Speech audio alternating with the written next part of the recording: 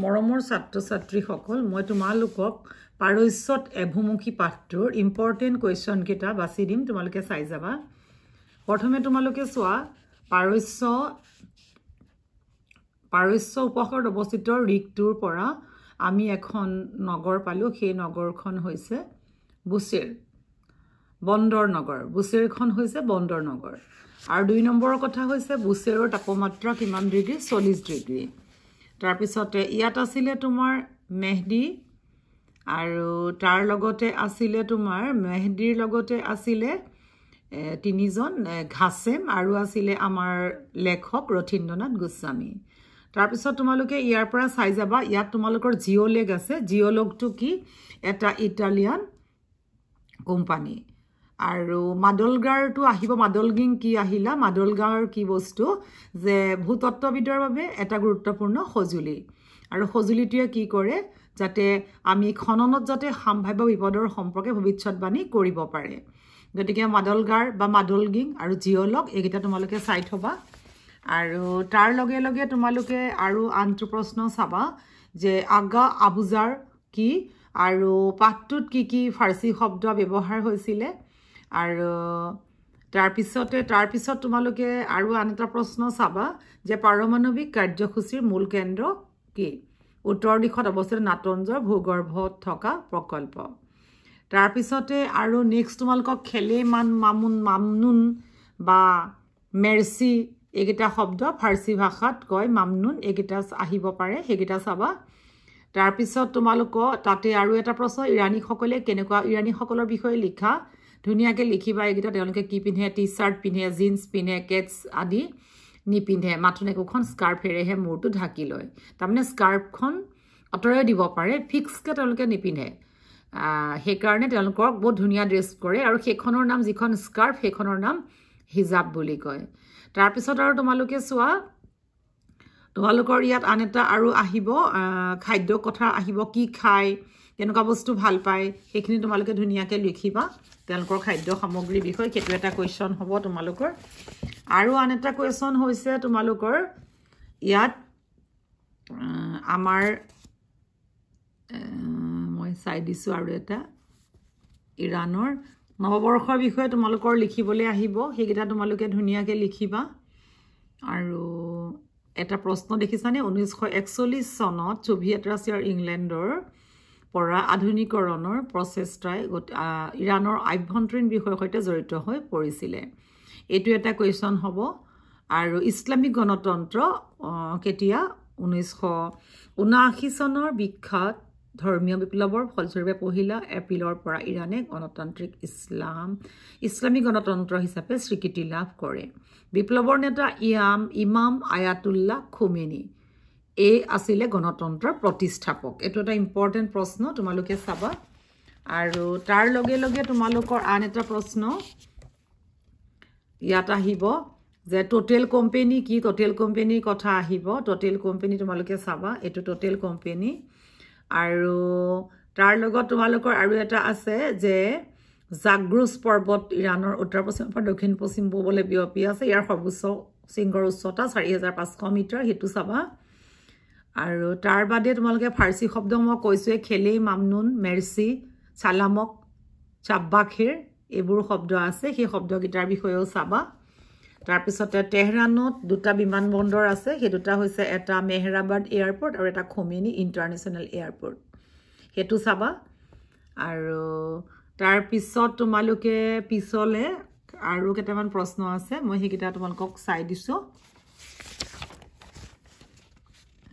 এইকেইটা তোমালোকৰ তাতে এটা বাৰ্মাজিৰ সৈতে প্ৰথমে ইৰাণৰ চৰকাৰী তেল কোম্পানী NIOC কাৰ্যালয়লৈ গ'লো এইখিনি তোমালোকে এটা প্ৰশ্ন চাব পাৰিবা সেইটো হৈছে খোমেনিৰ মৃত্যু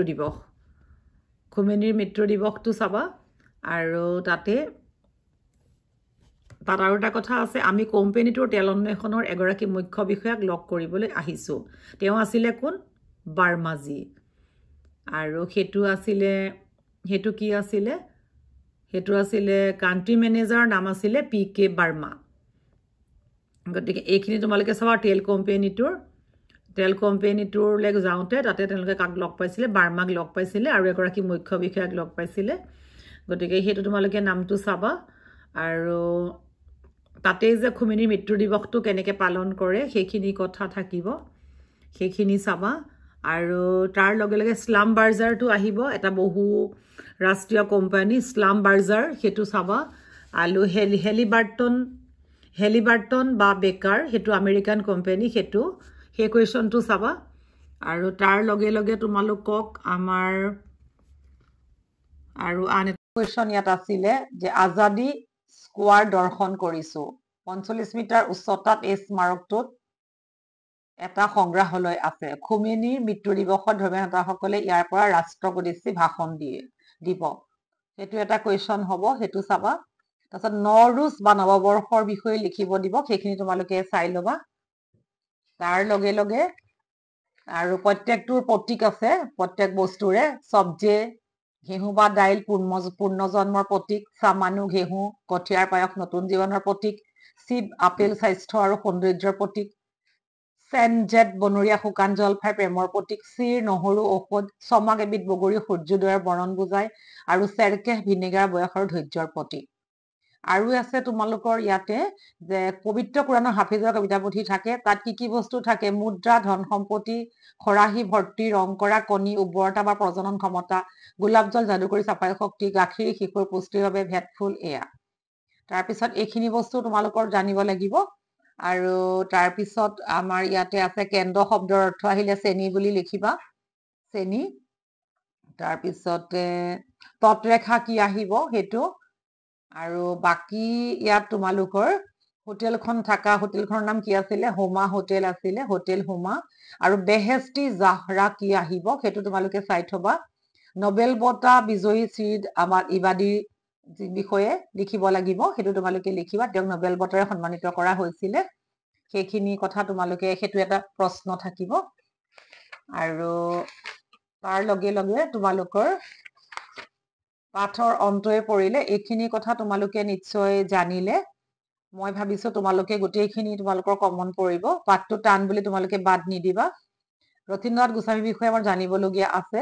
তেখেতে কটন কলেজৰ পৰা 1987 চনত প্ৰথম ভূতত্ব বিষয়ৰ প্ৰথম শ্ৰেণীৰ প্ৰথম স্থানেৰে স্নাতক ডিগ্ৰী, আৰু গুৱাহাটী বিশ্ববিদ্যালয়ৰ পৰা 1991 চনত প্ৰথম ডিগ্ৰী স্নাতকোত্তৰ ডিগ্ৰী লাভ কৰে। তেখেতে 1992 চনত অসম প্ৰশাসনিক সেৱাৰ বিষয়ে যোগদান কৰে যদিও পৰৱৰ্তী কালত তেওঁ পদৰ পৰা ইস্তফা দি তেলৰ প্ৰাকৃতিক গেছ নিগমৰ ভূতত্ত্ববিদ হিচাপে যোগদান কৰে। তেখেতৰ গ্ৰন্থ আছে চোৱা, শিশু সাহিত্য, বিদেশী বন্ধুৰ দেশত, কিনকিনি বিদ্ৰোহ, চিৰিং, বিজ্ঞানে আনিব জোৱাৰ, অংক জংক পংক, ৰথীন মামাৰ অংকৰ মজা, ভ্ৰমণ কাহিনী, সমুদ্ৰৰ সিপাৰে, সমুদ্ৰিকা, মুম্বাই সাগৰ, হিমনাথ ৰৈ, হৃদয় শিখৰৰ প্ৰতিধ্বনি, ঈশ্বৰৰ উপত্যকাত, আৰু চুটি সংকলন সংগ্ৰাম। মহাসমুদ্ৰৰ সিপাৰে গ্ৰন্থৰ বাবে গোস্বামীদেৱে হেম বৰুৱা সৰণি বঁটা লাভ কৰে।